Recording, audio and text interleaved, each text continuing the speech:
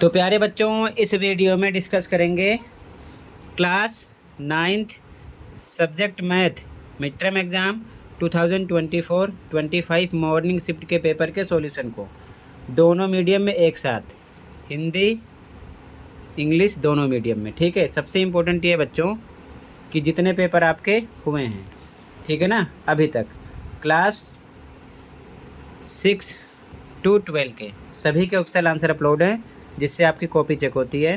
तो कमेंट में लिंक मिलेगी, प्लेलिस्ट देख लो, आंसर अपने चेक कर लो कि आपने कितना राइट किया है, कितना रॉन्ग। ठीक है, तो इसकी प्रैक्टिस करवाने चल रहे हैं, ध्यान से देखो, क्वेश्चन जरूर मिलेंगे। ज़्यादा तैयारी के लिए मैथ की प्लेलिस्ट देख लो, सभी रिवीजन वर्कशीट और असेसमेंट तैयार कर लो, उसी में से पेपर बनेगा। क्लास 10th का भी बना था, परेशान मत हो। अगर आप कमेंट करोगे तो सभी रिवीजन वर्कशीट और असेसमेंट, जिसमें हर एक चैप्टर के 10 क्वेश्चन है, मोस्ट इंपॉर्टेंट, बार बार रिपीटेड, तो मैं एक सेपरेट वीडियो बनाऊंगा 1.5-2 घंटे की, एक साथ पूरा सिलेबस कवर कर दूंगा। तो कमेंट कर देना, ठीक है। चलो आ जाओ, सॉल्यूशन देखो ध्यान से और क्वेश्चन देखो। ओके,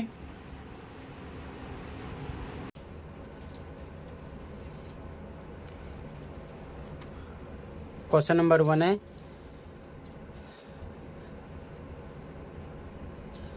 √32 को डिवाइड करना है √2 से, ये किसके बराबर होगा? 4 ऑप्शन है। ठीक है, रूट में 32 डिवाइडेड √2 इज इक्वल टू, किसके इक्वल है? ध्यान से देखो, आंसर नंबर 1 लिख लिया, रूट में 32 डिवाइड रूट में 2। ठीक है, तो इसे सेम लिख दिया। डिवाइड पर हम बटे का निशान लगा सकते हैं इस प्रकार। ठीक है, लिख दिया। दोनों रूट में हैं तो एक बार रूट लगा सकते हैं, 32/2 लिख सकते हैं। ठीक है, इसको कट करो तो रूट में कितना आ जाएगा? 16। ठीक है, 2 से डिवाइड करोगे तो। अब 16 किसका वर्गमूल है? ध्यान से देखो, स्क्वायर रूट किसका है? 4 का है, तो कितना आएगा पेयर में से? 4। ठीक है, तो फर्स्ट में आपका बी ऑप्शन होगा। ठीक है, इस प्रकार से सॉल्यूशन निकालना है। अगला क्वेश्चन, -2 5 किस चतुर्थांश में स्थित है? इन विच क्वेड्रेंट -2 5 लाई? ध्यान से देखो, आंसर 2।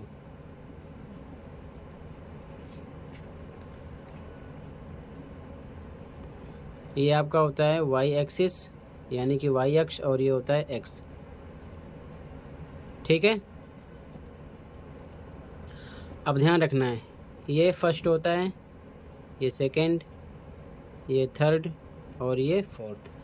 फर्स्ट में दोनों होते हैं प्लस प्लस, ठीक है, सेकंड में माइनस प्लस, थर्ड में माइनस माइनस, फोर्थ में प्लस माइनस, ये ध्यान में रखना। ठीक है, तो यहाँ पर क्या दिया गया है? ध्यान से देखो, -2 5, -2 कोमा प्लस में 5, इसके साथ क्या निशान है? माइनस का, और 5 किसके साथ है? प्लस के साथ, तो मतलब माइनस प्लस आ रहा है। तो इन चारों में माइनस प्लस में कौन सा आ रहा है? सेकंड। ठीक है, इसी प्रकार आप पहचानोगे। तो यहाँ पर आपका सेकंड चतुर्थांश में आंसर आएगा। ठीक है, तो यहाँ पर आपका राइट हो जाएगा बी ऑप्शन, यानी कि सेकंड। ठीक है, अगला क्वेश्चन नंबर 3 है, एक त्रिभुज की भुजाएं 20, 28 और 24 सेंटीमीटर हैं, इसका अर्ध परिमाप है। A triangle has sides as 20 centimetre, 28 and 24 centimetre, its semi perimeter is. Solution देखो, आंसर 3। हमें निकालना है सेमी पेरीमीटर, यानी कि एस। फॉर्मूला क्या होता है? a + b + c अपॉन में 2। ठीक है, साइड पता है कितना? 20, 28, 24, तो 20 + 28 + 24, ABC मान लिया, रख दिया, बटे में 2। इनको आपस में प्लस करना है, कितना हो जाएगा? 20, 20, 40, 20, 60, 60, 70, 2, 72 आ गया, कितना आ गया? 72 अपॉन में 2। डिवाइड करेंगे, कितना आ जाएगा? 36। ठीक है, तो यहाँ पर आपका सी ऑप्शन हो जाएगा। ठीक है, ऑप्शन नंबर सी। अगला क्वेश्चन नंबर 4, 2 चर वाले एक रैखिक समीकरण के डैश हल होते हैं। A linear equations into variables has solutions, तो यहाँ पर होते हैं इन्फिनिट। ठीक है, डी ऑप्शन हो जाएगा, यानी कि अनगिनत बहुत सारे सॉल्यूशन हो सकते हैं। ठीक है, अगला क्वेश्चन, एक त्रिभुज ए बी सी में यदि एंगल ए बराबर 80 है तथा ए बी बराबर BC है तो एंगल सी का मान है। In triangle A B C if angle A equal to 80 and A B equal to BC then value of angle C is. ध्यान से देखो आंसर नंबर 5। आंसर देखो, ट्राइंगल बना लेते हैं। आंसर नंबर 5 ट्राइंगल मान लो हमारा हो गया कौन सा, ये हो गया ABC। इसमें दिए एंगल ए कितना है 80 है, यानी कि ये है 80। ए बी बराबर BC है, ए बी ये किसके इक्वल हो रहा है, इसके BC के। ठीक है, एंगल सी निकालना है, ये हमको निकालना है। तो ध्यान से देखो, एंगल ए बराबर निकलेगा एंगल सी के, यानी कि 80 ये भी निकलेगा। क्यों, बराबर भुजाओं के सम्मुख कोण है। ठीक है, क्लियर है। तो यहाँ पर आपका कौन सा ऑप्शन हो जाएगा, बी ऑप्शन राइट हो जाएगा। ठीक है, बी ऑप्शन हो जाएगा यहाँ पर। अगला क्वेश्चन नंबर 6, एक ठोस की डैश बीमा या फिर बीमाएँ होती हैं। ए सॉलिड हैज डैश डायमेंशंस, तो कितने होते हैं 3। ठीक है, क्लियर है। अगला क्वेश्चन, निम्न में से कौन सी अपरिमेय संख्या है। Which of the following is an irrational number. ठीक है, तो ध्यान से देखो इसका सॉल्यूशन कैसे पहचानेंगे। पहला ऑप्शन आपका ए है, आंसर नंबर 7 में देखो ए कितना है, रूट में 9/16। ठीक है, तो इसको हम लिख सकते हैं 3 × 3 ऊपर और नीचे 4 × 4, 3 3 जा 9, 4 4 जा 16। तो पेयर बनेगा, क्या निकलेगा 3/4, यानी कि इसे हम P/Q की फॉर्म में लिख सकते हैं। इसलिए क्या है, रेशनल यानी कि परिमेय संख्या हो गई। तो ए ऑप्शन नहीं है। अगर हम सी ऑप्शन लेते हैं तो ध्यान से देखो, रूट में 25 है, इसका मतलब 5 × 5 पेयर बनेगा, 5 निकलेगा। इसको भी हम P/Q की फॉर्म में लिख सकते हैं, यानी बाई 1 लगा सकते हैं। ये भी क्या हो गया, रेशनल, ये भी नहीं है। अगर हम 49 की बात करें डी ऑप्शन की, तो 49 इसको हम लिख सकते हैं 7 × 7 पेयर बनेगा, 7 निकलेगा। इसको हम 7/1 लिख सकते हैं, यानी ये भी P/Q की फॉर्म में है। तो ये भी क्या हो गया, रेशनल यानी कि परिमेय संख्या। तो रूट में 15, यहाँ पर आपका बी ऑप्शन इसलिए राइट हो रहा है क्योंकि इसको हम को तोड़ेंगे भी 3 × 5, यानी कि फिर से वही निकलेगा। ठीक है, और इसे हम P/Q की फॉर्म में नहीं लिख सकते, इसलिए यहाँ पर आपका अपरिमेय संख्या कौन सी है, रूट में 15। ठीक है, बी ऑप्शन राइट हो जाएगा। अगला क्वेश्चन, यदि एक कोण अपने पूरक कोण के बराबर है तो इसका माप है। If an angle is equal to its complement then its measure is. तो ध्यान से देखो, आंसर नंबर 8। ठीक है, इसमें भी ऑप्शन राइट है, आपका ध्यान रखना। पूरक कोण का मतलब होता है जिनका सम कितना होता है, 90 होता है। ठीक है, तो बराबर कब होगा, अगर हम 90 को 2 पार्ट में डिवाइड करें तो क्या हो सकता है, 45 + 45 ही हो सकता है, तभी तो टोटल कितना होगा 90 के, यानी कि पूरक कोण जो एक पूरक कोण के बराबर होगा वो 45 होगा। ठीक है ना, क्लियर है। तो यहाँ पर ए ऑप्शन राइट हो जाएगा। अगला क्वेश्चन, पूजा ने बिंदु ए बी और सी से होकर गुजरने वाली रेखा खींची। मोनिका ने बी और सी से गुजरने वाली रेखा खींची। उनके द्वारा खींची गई रेखाओं के बारे में कौन सा कथन सही है।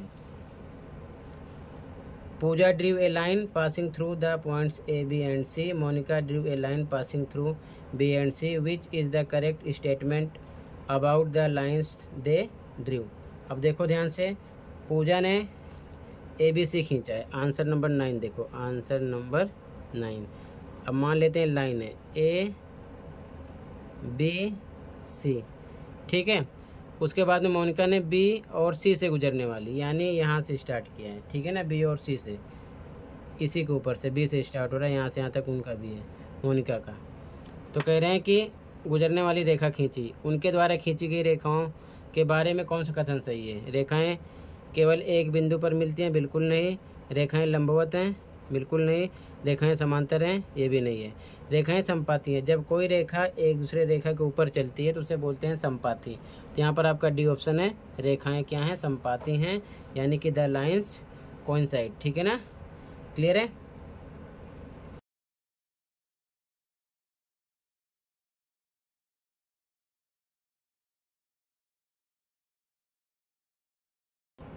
क्वेश्चन नंबर 10 ध्यान से देखो, 125 की पावर है -1/3, हमें वैल्यू निकालना है। ठीक है, सॉल्यूशन देखो,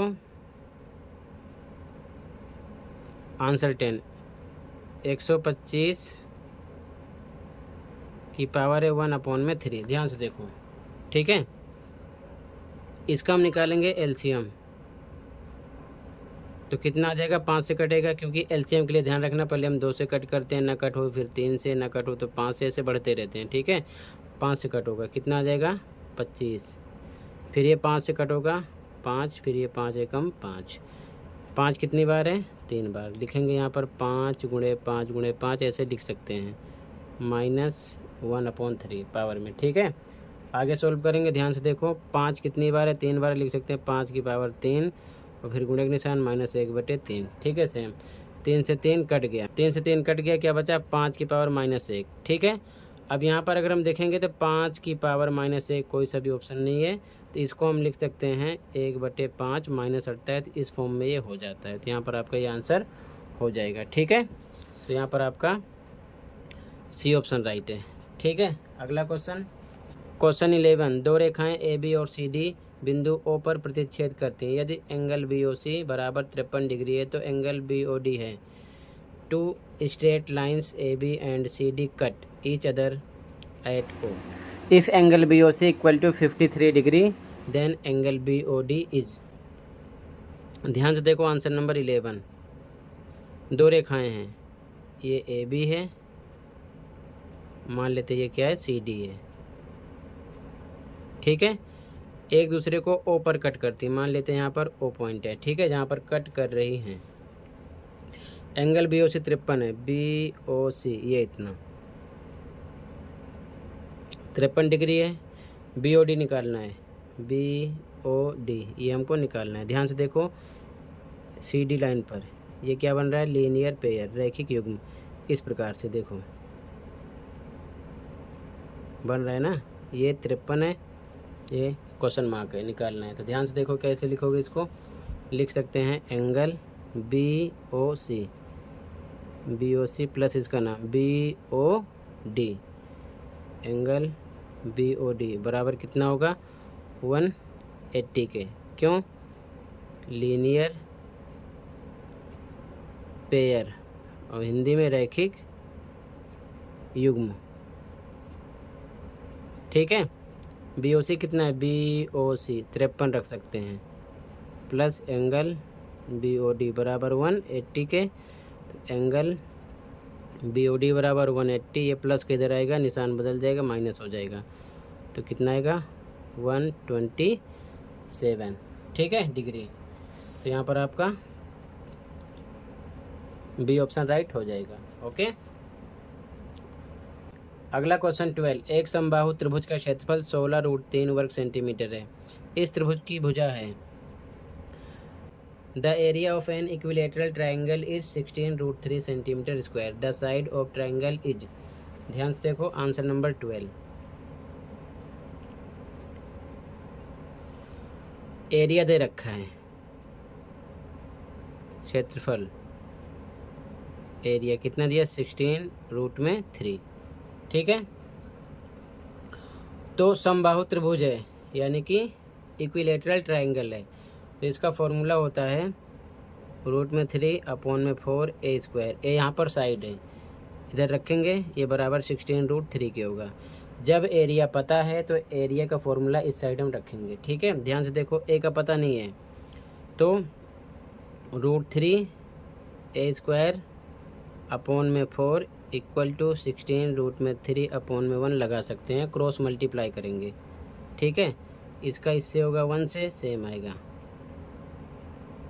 इसका 4 के साथ मल्टीप्लाई हो जाएगा। ठीक है, ध्यान से देखो,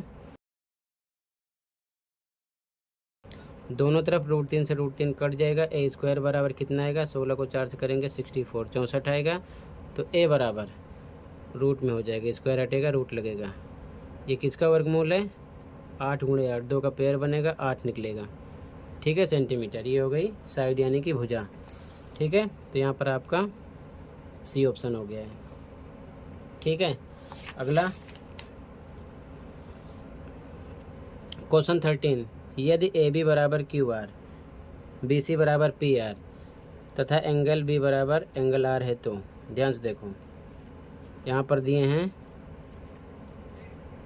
if A B equal to Q R, B C equal to P R and angle B equal to angle R, then कौन सा कॉन्ग्रुएंसी रूल होगा। ठीक है, ध्यान से देखो, तो यहाँ पर बी ऑप्शन राइट हो रहा है। कैसे राइट हो रहा है मैं इधर समझा रहा हूँ, ध्यान से देखो। Answer number 13, answer 13, triangle C B A congruent दिखाया गया ट्राइंगल पी आर क्यू के।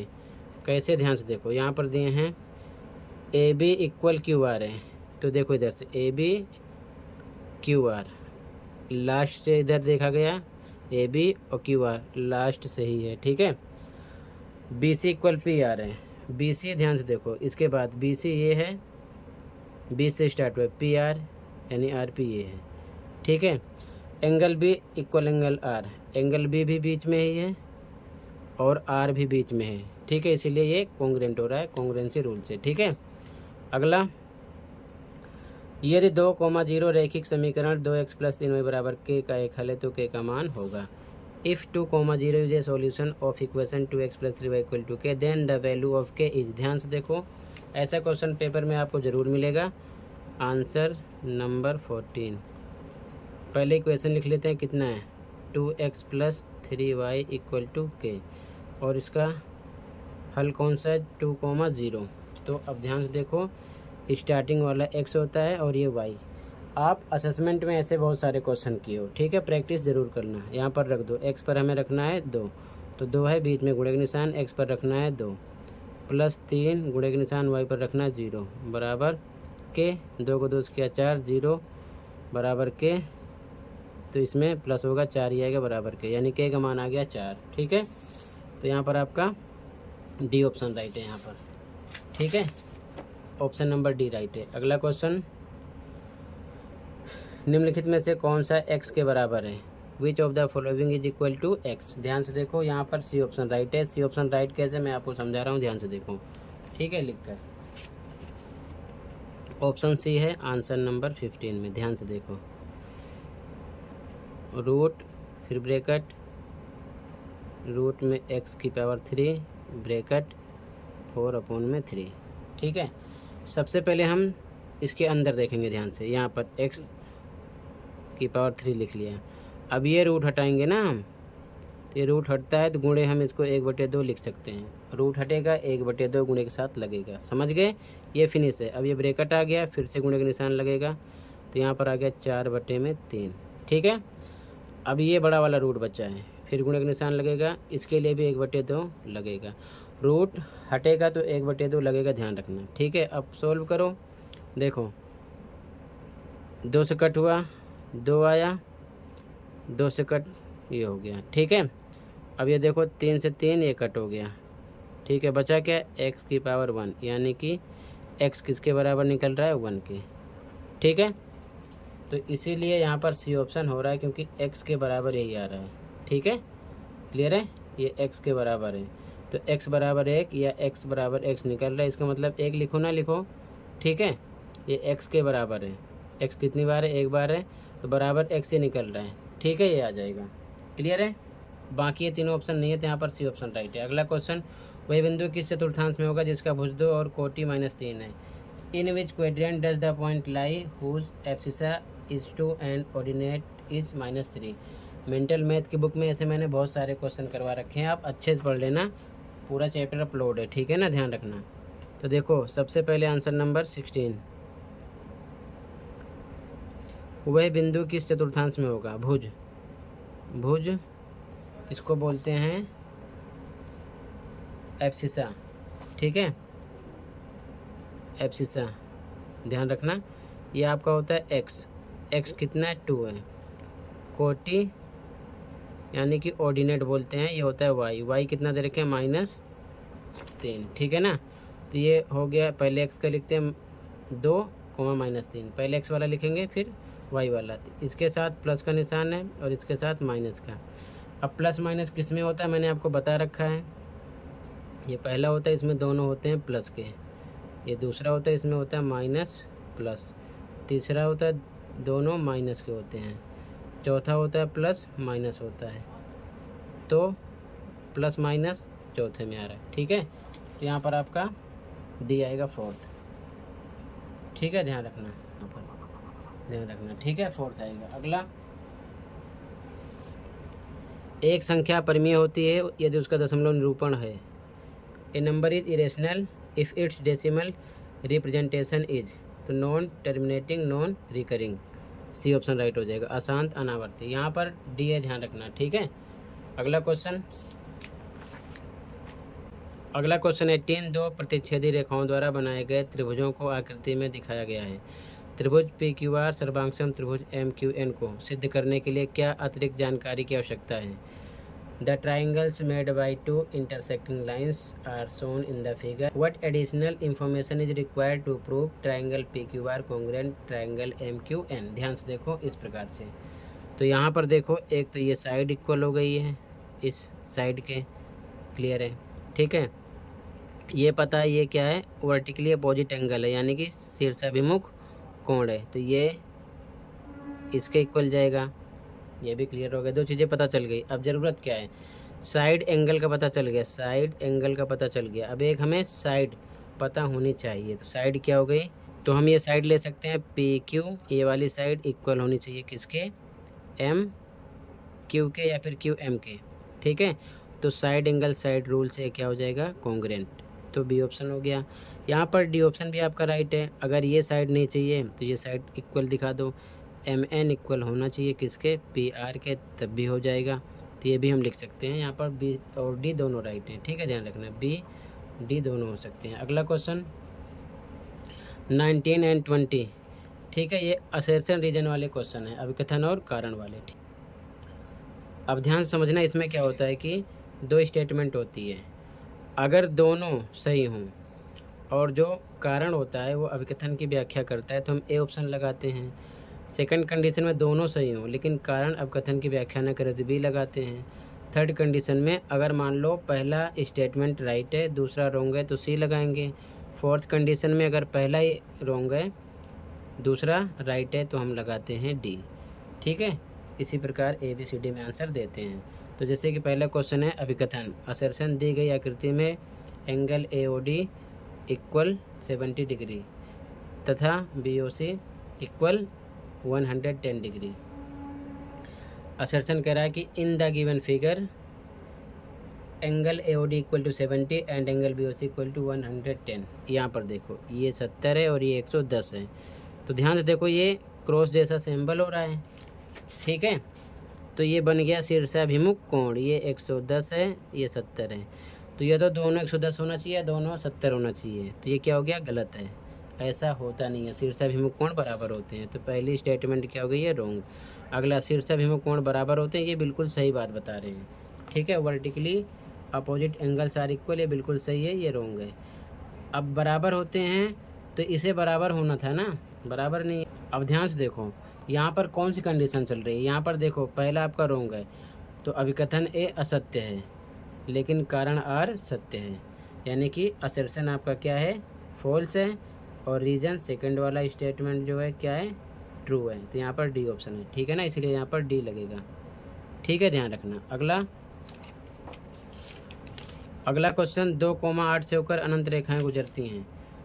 Assertion these are infinite number of lines which passes through 2,8, ये बिल्कुल राइट है। ठीक है, ये आपका राइट है, इन्होंने सही बात बोली है। ठीक है ना, आगे दो चरों वाले रैखिक समीकरण के अपरिमित रूप से अनेक हल होते हैं। A linear equation into variables has infinitely many solutions, ये भी बात राइट है, यानी कि दोनों चीज़ें इन्होंने सही बोला है। ठीक है, यहाँ पर स्टेटमेंट दोनों राइट है लेकिन अनेक हल होते हैं, इसीलिए केवल 2,8 से होकर अनंत रेखाएं गुजरती हैं। इसमें यहाँ इस बात का कोई मतलब नहीं है, बातें दोनों सही हैं लेकिन इस लाइन का इससे कोई मतलब नहीं है, इसलिए यहाँ पर हमारा कौन सा ऑप्शन होगा, बी। दोनों अभिकथन और कारण सत्य हैं लेकिन आर कारण जो है अभिकथन की व्याख्या नहीं है, तो यहाँ पर हमारा ऑप्शन हो जाएगा बी। कौन सा ऑप्शन लगाएंगे हम, बी। ठीक है, इसमें बी हो जाएगा। आगे सेक्शन बी पे आ जाओ। खंड खा, समीकरण 4x + 3y = 12 के कोई दो हल ज्ञात कीजिए। Find any two solutions of the equations 4x + 3y = 12। ठीक है, सॉल्यूशन देखो। आंसर नंबर 21 इक्वेशन है 4x + 3y = 12। दो हल निकालने हैं। अपने अकॉर्डिंग x पर हम 0 रखते हैं। आप चाहो तो x पर 0, 1, 2, 3 या माइनस में कोई नंबर -1, -2, -3 रख सकते हो। इसी प्रकार y पर भी कोई सा भी नंबर 0, 1, 2, 3 प्लस का या फिर माइनस में, ठीक है ना, -1, -2, -3 कुछ भी रख सकते हो, आपकी मर्जी है। ठीक है, तो हम 0 रख रहे हैं, तो यहाँ पर लिखेंगे इक्वेशन 4x पहला सॉल्यूशन निकाल रहे हैं + 3y = 12। 4 पे 4, x पर हमें रखना है 0 + 3y = 12। ये 0 हो चुका है। 3y = 12, तो y = 12/3 कितना आ जाएगा 4 डिवाइड करने पर। तो मतलब कि ऐसे बॉक्स बना लेते हैं। एक सॉल्यूशन आपका हो चुका है। ठीक है, ये x ये y, x पर रखा 0 तो y मिल गया 4। अगला निकालेंगे, चलो y = 0 रख देते हैं, तो y पर हम y वाले बॉक्स में 0 रख देते हैं। फिर से इक्वेशन लिखो 4x + 3y = 12। तो 4xm + 3 पे 3y पर क्या रखना है हमको 0 = 12। तो 4x ये 0 हो चुका है = 12। तो x = 12/4 डिवाइड करोगे 4 3 = 12 3। तो x कितना मिला आपको 3। दो हल हो गए। इसी प्रकार आप अनेकों हल निकाल सकते हो। ठीक है ना, जैसे मान लो और निकालते, मान लो हम यहाँ पर रख देते हैं y = 1। ठीक है, तो फिर से इक्वेशन लिखेंगे 4x + 3y = 12। तो ये 4x + 3y पर आएगा 1 = 12। ये हो जाएगा 4x + 3 = 3 = 12। नंबर उधर जाएगा 4x = 12, ये प्लस के इधर हो जाएगा माइनस। तो ये आ जाएगा 4x = 12 में से 3 जाएगा 9। तो x = 9/4। ठीक है, ये हल हो गया। अब चाहो तो इसको डिवाइड भी कर सकते हो। डिवाइड करोगे तो आ जाएगा 2, 4 2 = 8, 4 2 = 5, 2.25 आएगा। आगे इसको भी हम लिख सकते हैं, आपकी मर्जी है। ठीक है,